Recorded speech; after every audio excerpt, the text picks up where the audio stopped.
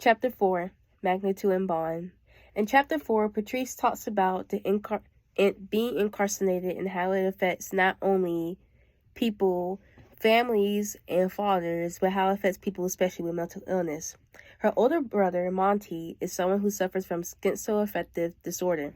This is a disorder that causes you to feel happy and high in one moment, and then all of a sudden you feel down, low, have a whole bunch of anxiety, and the only way that can be fixed and tamed, not fixed, the only way it can be tamed is by taking certain medication.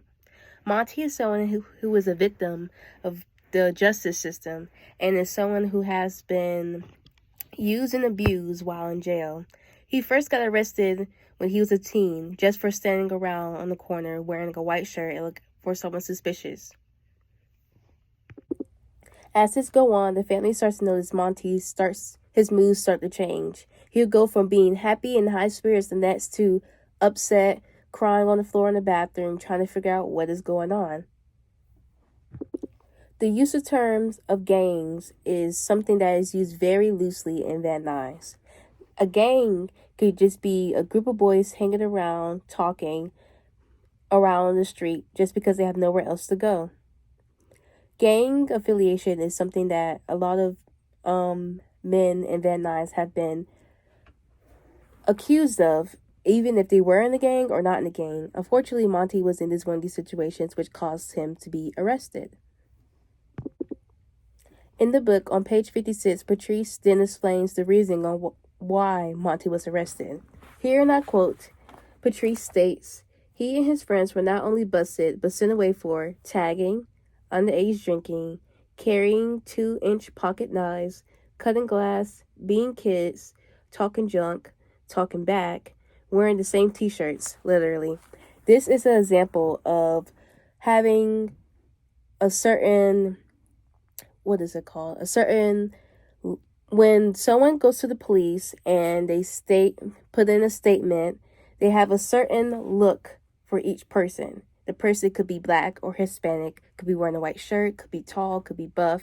And this is what causes a lot of people to be wrongly accused and wrongly arrested. In this case,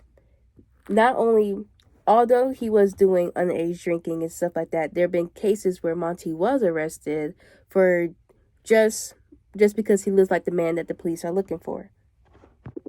As Monty has continued to be put in jail, his mental illness starts to increase.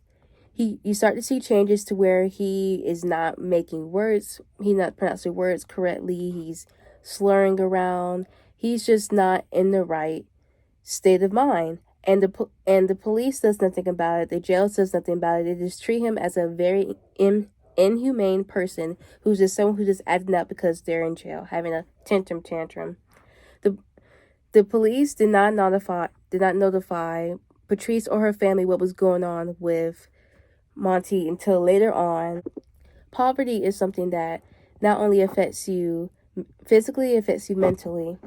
In the book, Patrice states that a speech by Nelson Mandela, his famous I Am Prepared to Die speech, he states, poverty and the breakdown of family life have secondary effects. Children wander about the streets in the townships because they have nowhere to go, no schools, no money, or not being able to be taken to school.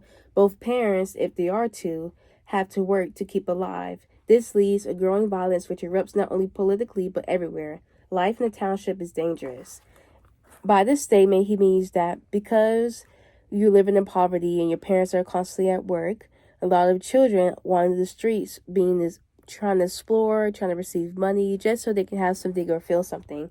And this can cause them to be targeted later on in life, not only for if they were to do something harmful, this charge would be held against them, or they will be wrongfully accused.